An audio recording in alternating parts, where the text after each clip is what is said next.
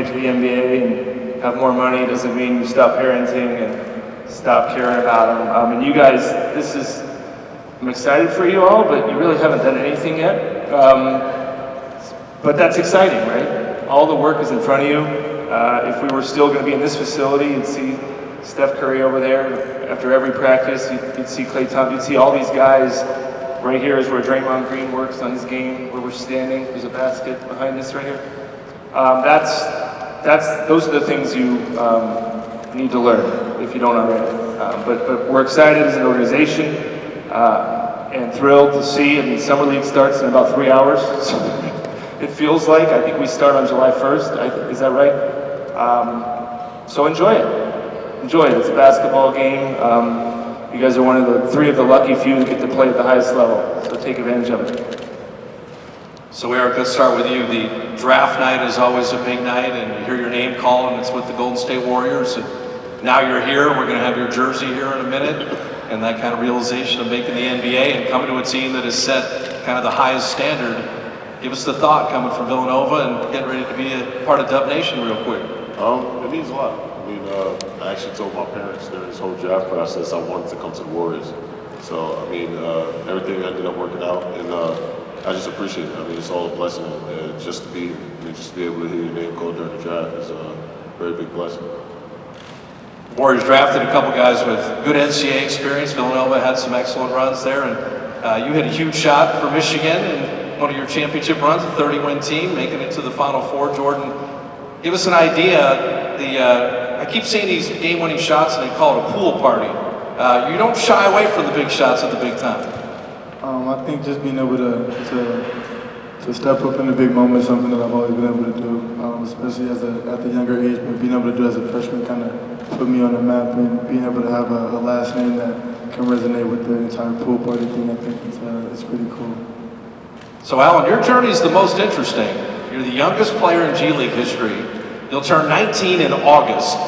It's a new country, it was a new language, and you played professional basketball. You were here in Santa Cruz.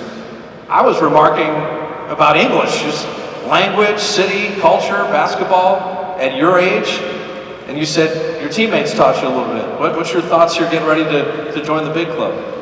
I don't know, I really wanted to join this club because in the Santa Cruz, players have been really nice to me because I was the youngest one and they didn't react like I'm some child. They react to me like I'm a real player, like a professional, and I really liked it. Bob, when you think of your youngest player has the most professional experience, give us the thought maybe on the 3 of them when you looked at the draft where each of them jumped out at you as people you wanted to acquire. I don't know. See now, you got to talk here. He's going to break down your game. I don't know the answer to these questions. I don't know. I think they, like I said previously, Bob, you have to love your job. You have to love your craft. I think they all love basketball. It sounds kind of simple, but that's what's going to determine how hard they work. That's what's going to determine how competitive they are. I wish I could say everybody that plays in the NBA loves playing basketball. That's not true.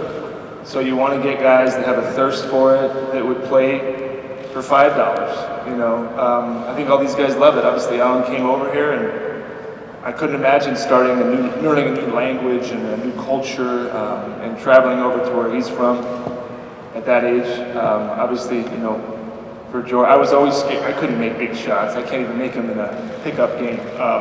So to have that kind of confidence, and then Eric obviously being a champion, I mean, that stuff matters. So it's all the factors, all the things that got them to where they are is what makes them attractive, and hopefully what they will be. Feel free to raise your hand, and we've got people with microphones on either side if you have questions for Bob or any of the players right after this. So this is the one time to grab Bob Myers, but I don't know, you mentioned the Warriors a little bit, Eric, and watching the draft, that the Draymond Green, people, they see guys about 6'7", 6'8", that have played a lot of really high-level college basketball that seem to be very tough.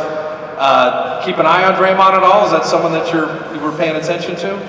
Yeah, I mean, of course I watch him, but I have a lot to learn to even come close to becoming a dude like him. I mean, he's tenacious on the floor, he does a lot of little things, and I just have to try to learn all those little things. So coming here, I feel like it was great for me just to be able to be under his wing and be able to learn everything he does on the court. Jordan, this time, but the Michigan State thing can be deep, but you got the cosign and the thumbs up. He texted Bob from the air that Jordan Poole was quite the selection. You're going to put the Michigan State thing aside as a Warrior now?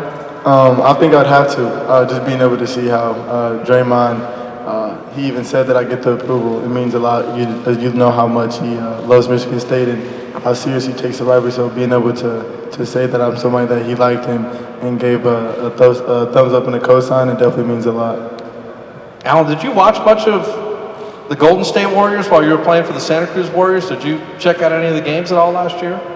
I didn't watch all the games because I had a few games when I was at the same time, but every time I was free, I came to the Oakland and watched the game. And what was your impression or reaction, or you were excited to join this team? I really don't know. I was so happy that when I saw other players playing, I was like, damn, I would like to be there, to be with big players. At 6'10", you're bigger than most of them already. You're okay with that? Yeah, but still, I have to work on it. Right, go ahead, Mark. Hey, Mark, Medina, Bay Area News Group. This question is for everyone here with Jordan, Allen, and Eric. What's your approach going to be able to make an impact on this team right away? I feel like everywhere you go is a new journey. So I just feel like you have to start from scratch and have to solidify yourself. I mean, you just have to put yourself in a great position by doing all the little things and bringing energy, because you're not going to be the star player always coming in to the league. Kind of going off what Eric said, it's a new situation, it's a new journey. We're all excited to be here, but being around so many great players, you're able to learn, become a fast learner, and find ways to impact, whether it's in practice, on the court, off the court. Being able just to learn from all the guys and kind of be a sponge and soak everything in, I feel like that's something I'm extremely excited for. And just being around an amazing organization, you kind of can't help but put yourself in that situation. So Alan, Mark was asking what kind of impact, or what would you like to do right away? What you're looking forward to for your rookie season? I don't know. I really like not just to wear a jersey of NBA. I would like to stay in NBA, not just to be on a bench or something like that. I really want to play. Go ahead, Jeannie.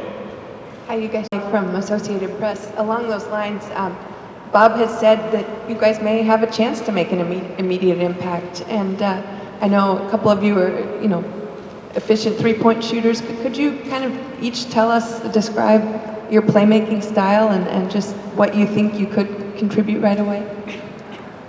Go ahead, Eric. I think I could just bring energy. I mean, one thing I've learned at Villanova is learning different roles. I mean, I wasn't always the star there, and I mean, you just got to find a way to make an impact in whatever way you can. Even if that's on or off the court. I feel with my size, being able to play the 1 or 2, the combo guard, but kind of going off what Eric said, just being able just to make an impact in any way, excuse me, whether it's giving energy, but I think it all starts with this process up until then, just being able to come in the gym, learn, and kind of solidify yourself to be in that situation. Everything will fall into its place, but just being able to space the floor, shoot the ball. We're around so many great players, so even the smallest teams can help the team, I think. Alan, so wanted to know the style of your game. What do you think you do best, or what do you bring to the table when you're playing basketball?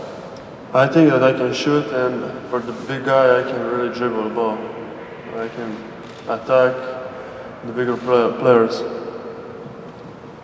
Monty, go ahead. Monty Poole, NBC Sports Bay Area. Jordan, who did you watch as you were growing up in the NBA in terms of teams or players that you patterned yourself after, maybe followed some of what they did, or teams you just followed as a fan?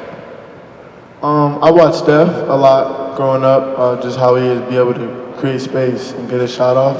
But I also watched C.J. McCollum and Devin Booker, bigger guards, but guards who are crafty, being able to play on the ball, off the ball. So I think if I was to model my game after those are three that I definitely paid attention to a lot. So just being able to be on the same court as Steph now, and kind of really learn and keep a close eye on the type of stuff that he does to really separate himself is an amazing blessing. Alan, is there an NBA guy that you looked up to? KD. He was like a big guy who can shoot, who can dribble. He's not like, I just look up to him, and now when I'm playing in the same court with him, I can really watch and learn something. Go ahead. CJ Peterson, San Francisco Examiner. Eric, this is for you. So, as a player who, won at the highest level in the college sphere, joining a roster, joining a franchise that has aspirations of, playing at the highest level and winning championships, what do you think you can use from that experience of winning at the college level to now? I know that to win a championship, you have to have great culture, and that's one thing that the Warriors have. So, I mean, just being able to adjust to that, being able to be a great locker room guy, I mean, being that in college could definitely help me because I just know that their culture here is great and everybody works together. And then the locker room means a lot too. I mean, every team has its ups and downs, but as long as you guys are together on the court and, I mean, you get past it, it all works out in the end. Bob, let me think of Kevon Looney. When you join a team that's good, and you're picking later in the draft because of your success, and you see Kevon come through some injury situations and then just get better and better and better, that from a patience standpoint, it's tough to be patient in the NBA, and yet that's usually the workers are the ones that eventually kind of rise to the top and start to contribute to a team. Yeah, I mean, and that's, it's hard, like, hard work. It's not complicated. I mean, for anybody that has had a job, most of us in here have a job, it's hard. So is the NBA. I mean, it's not easy. It's not easy to crack a rotation. It's not easy to make 20 million. People may think it's all easy. It's not. None of it is easy. So Kevon took it upon himself, transformed his body one summer, had 2 hip surgeries, overcame being written off 10 different times. We didn't pick up his option ourselves. And happily prove everybody wrong that said he didn't have a role in the NBA. But that comes from within. That comes from his parents. That comes from growing up in the environment he did, and us providing a place where we could further that. So again, you guys are going to have success because of what you do. It's probably what you've heard before, that in life you kind of get out of it what you put in. If you sit in front of the class and raise your hand, or if you're sitting back and slouch down, you're not going to learn much. Same thing as our organization. This is just a chance. Right now you just have a chance. We'll give you every chance to succeed, but it's up to you guys to see what you do with that. You saw that Eric and Jordan, we said done with that. They're very happy to play basketball. The school stuff's done. Move on. Go ahead, Nick. Guys, Nick Friedel, ESPN. Jordan, what's it going to be like for you going against Coach Beeline in the NBA now with him in Cleveland? Yeah, say it again, Nick, so they can hear. What's it going to be like for you going against Coach Beeline in Cleveland now in the NBA? Yeah, I mean, Beeline's coaching now in the NBA, and he was your coach. I think it'll be an amazing opportunity. The last 2 years I had there, I was able to learn so much from him. But being able to see that I was able to move on to the next level as well as him, it's kind of, I feel like it'll be a special moment. He was so successful in college, and I had an amazing 2 years at Michigan, and we both went on a new journey. So being able to kind of get the visual representation of we're both at the next level is something that it'll definitely be special.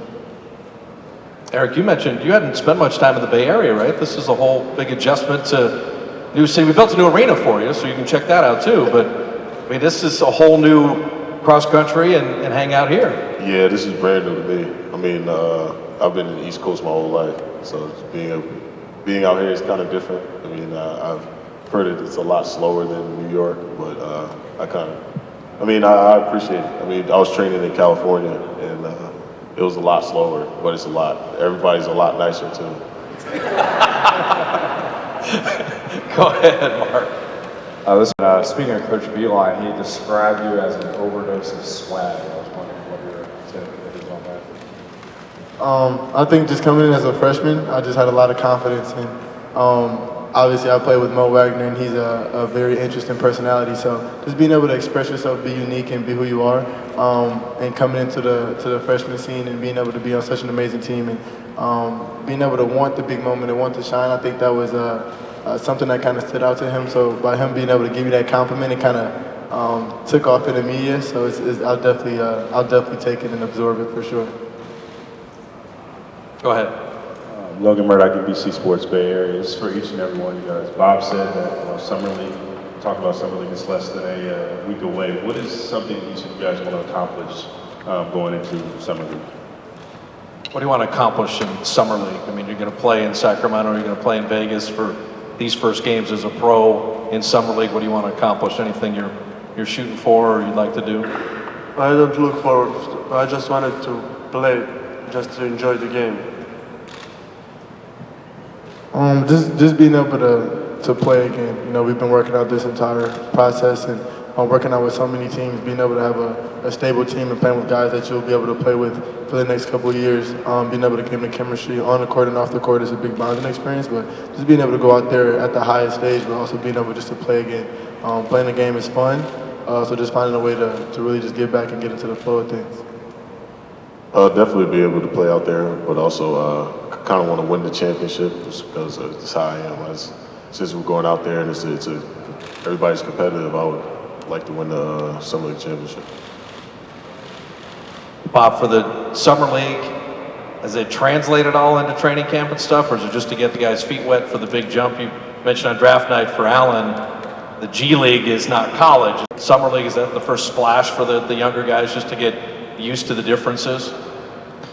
Yeah, I mean, I think, I don't think maybe they played in pro, I don't know what you guys are allowed to do anymore. But I guess Allen played in the NBA rules for the most part. The rules are different, the players are bigger, faster, stronger.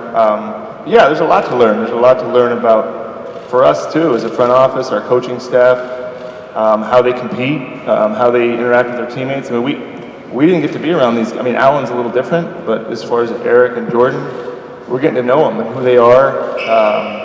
And for them, yeah, I mean, every day in your rookie year, I think you're learning. You should be learning because none of them have anything figured out. I don't care if you're the number one pick or the number whatever pick. You don't understand what the NBA is. I look at it like your freshman year of college. You think you pretend like you know what's going on. You don't know what's going on, and these guys won't know. So it's a whole year of learning, and in the Summer League is where it starts. NBC Sports Bay Area. Eric, for you, what is in your own mind at least, what is the part of your game that you think is strongest, the best part of your game, and what is the part of the game you think you need to work on the most? I feel like my strong suit is just attacking the basket. I mean, just being aggressive, and then also defensively being able to guard multiple positions. That I feel like that can help me out a lot. And then just offensively, just trying to get better at consistently shooting the three ball. I mean, that's one thing that I know is very important in the Warriors offense, just being able to space the floor. So those things.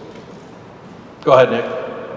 Bob, since this is our only chance to talk to you for a little while, I'd be remiss if I didn't ask about what's coming up this weekend. Do you have any formal plans to sit down with Kevin or Clay regarding their future here? Yes. Are you optimistic about those conversations? We'll see.